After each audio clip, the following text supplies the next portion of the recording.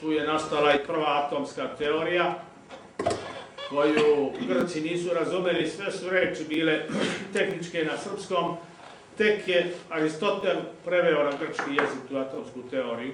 Aristotel koji nije bio Grk, nego mešanac i koji je znao dobro i srpski i grčki.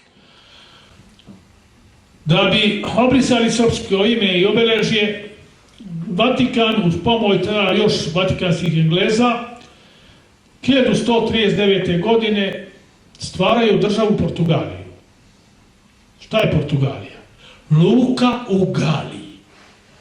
Je li može jedan narod, da se jedna nacija se zove Luka u Galiji? Besmislica. Ali oni su to uspjeli da nametnu. Kupljen, jer Biblija nije samo znanje jednog naroda. Jevreji su sačuvali to, ali su veliku gomilu podataka, većinu podataka uzeli iz Asirije. Asirija je bila imperija, srpska imperija. Islam je naseljen Srbima kad i ovi drugi delovi severni.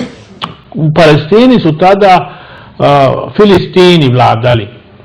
Filistini su pelasti koji su preko Krita došli tamo. Pelasti su pelazi, Srbi, srpska plemena.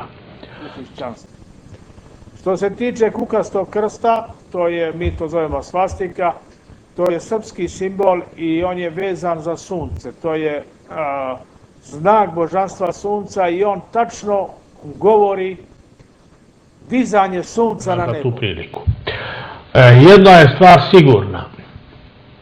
Pa prvo učenje versko, 10 Božjih zapovesti. On je to našao u Palestini kod svog tasta. Znači kod Srba? Kod Srba. Tih 10 Božjih zapovesti. I sad... Današnji Nemci su etnički bar 70% poreklom Srbi. To je Hitler priznao u Mein Kampfu. To je Makedonije. Pitaju gledalci da li Spartanci vode poreklo od Srba? Spartanci su Srbi. Nema sumnje. Spartanci su došli, Dorci su došli iz Srbije. I Grci to predstavljaju kao povratak Heraklića.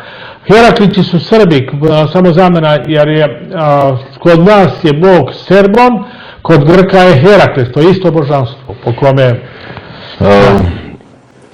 Odmah ćete ovdje primetiti Veneti.